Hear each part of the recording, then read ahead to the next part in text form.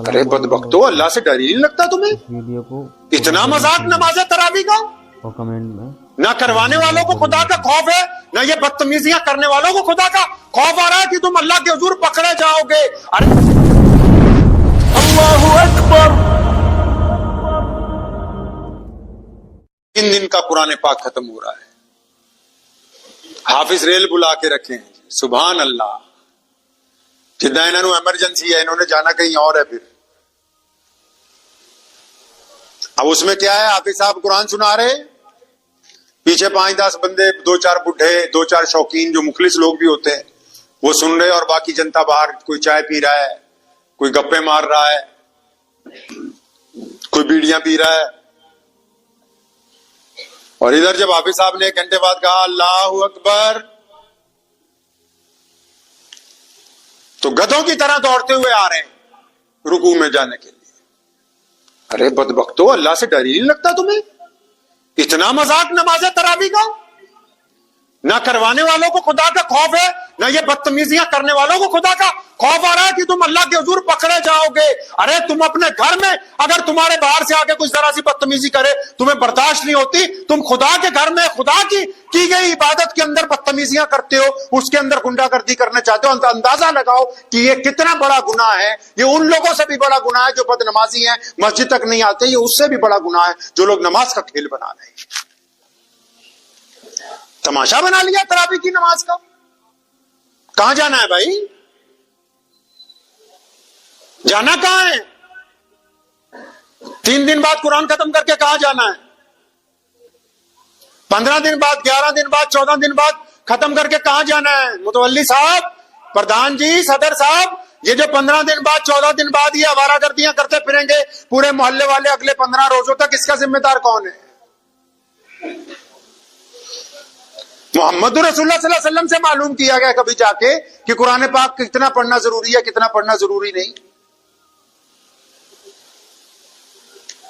اور ایسے بھی حافظ لے آئے ہیں اٹھا کے جو سارا سال داڑھی منڈواتے ہیں، سارا سال سگریٹیں پی رہے ہیں، اور جب رمضان آیا تو کلی کر کے تھوڑی سی داڑھی رکھ کے آگے جناب مسلح کے اوپر کھڑے ہو گئے۔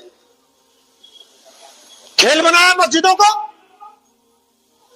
تماش بھی نہیں کرنا چاہتے رمضان المبارک میں۔ ارے رمضان اللہ نے اس لیے فرض کیا ہم پر کہ یہ سارا سال جو 11 مہینے بگڑ جاتے ہیں یہ سدھر جائیں، ان کی عادتیں اچھی ہو جائیں، یا کوئی بندوں والے رنگ ڈھنگ میں آ جائیں، یا اپنے رب کے دوست بن جائیں، یہ محمد رسول اللہ کی اتباع کرنے والے ہو جائیں۔ یہ رمضان المبارک میں ہی بدماشیاں شروع کر دی۔ کئی تو لسٹیں بنائے پھر رہے ہیں، آج فلاں جگہ قورمہ کھانے جانا، آج فلاں جگہ۔ ارے بھائی یہ مہینہ اللہ کو راضی کرنے کے لیے ہے، کوئی قورمے بریانیاں کھانے کے لیے رمضان نہیں بنایا گیا، ٹھوس کے کھانا کھانے کے لیے رمضان نہیں بنا ہے، کوئی پرواہ نہیں ہے۔ کہاں لکھا کہ بھی افطاری کی دعوتیں کرنا بہت ضروری ہے؟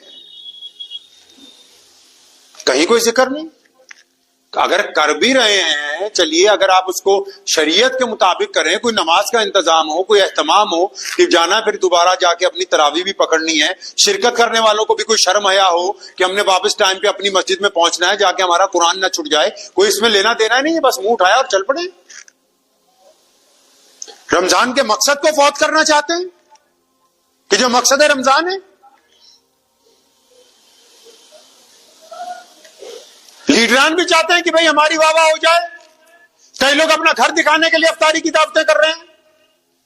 یاد رکھو، جس بندے میں خود کوئی قابلیت نہیں ہوتی وہ چاہتا ہے کہ میری گاڑی کی تعریف ہو، میرے کپڑوں کی تعریف ہو، میرے گھر کی تعریف ہو، لیکن اصل تو بندہ وہی ہے جس کا کردار اچھا ہو، لوگ اس کے کردار کی گفتگو کرتے ہیں۔ ورنہ آپ کو یہی کام کرنا پڑے گا کہ جی لوگ ہماری تعریف کریں، فلاں کا نام کیا، فلاں کام کیا۔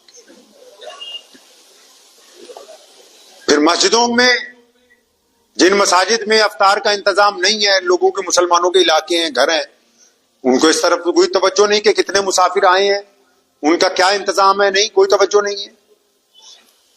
اور جہاں بڑے انتظامات ہیں افطار کے، وہاں جو لوگ افطار کرنے جا رہے ہیں ان کی صفائی کی طرف کوئی توجہ نہیں ہے کہ بس اٹھے اور چل دیے، بس سبوں کے اوپر وہی کوڑا کرکٹ چھوڑنے کا۔ رمضان ڈسپلن کا نام ہے، تہذیب تمدن کس طرح قائم ہوگا؟ بندہ اللہ کے قانون میں، اللہ کے آرڈر میں، خدا کے نظام میں کیسے آئے گا ایک بندہ؟ اس لیے روزہ رکھا کہ یہ پورے کا پورا ڈھل جائے اللہ اور اس کے رسول صلی اللہ علیہ وسلم کی اتباع کے اندر. اس نے اپنے اتنے پروٹوکول کھڑے کر لیے, اپنی ضرورتیں اتنی بنا لی,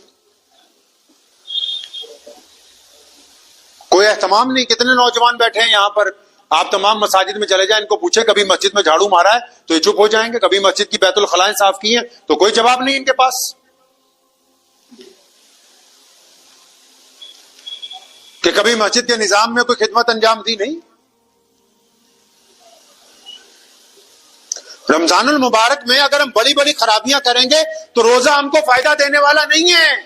روزہ اتباع کا نام ہے, اللہ سے وفاداری کا اعلان ہے, محمد رسول اللہ کے قانون کے مطابق سنت کے مطابق چلنے کا نام ہے, دوسروں کی مدد کرنے کا نام ہے, محبت کے ساتھ دوسروں سے گفتگو کرنے کا نام ہے, گرتے ہوئے کو سہارا دینے کا نام ہے, غریبوں کی مدد کرنے کا نام ہے, اور نبی علیہ الصلوۃ والسلام کے حکم کے مطابق 5 نمازیں جماعت سے پڑھنے کا نام ہے, اپنی زبان سے گالی نہ دینے کا نام روزہ ہے, اپنی آنکھوں سے دوسروں کی بیٹیوں کی طرف گندی نگاہ نہ ڈالنے کا نام روزہ ہے, اپنے ہاتھوں کو گناہوں سے روکنے کا نام روزہ ہے. اس کو روزہ کہتے ہیں. یہ تھوڑی کہ سحری کی اور اس کے بعد سو گئے, شام کو مغرب کے وقت اٹھے, پھر افطاری کرنے کے بعد سڑک پہ گھومنے کے لیے نکل گئے.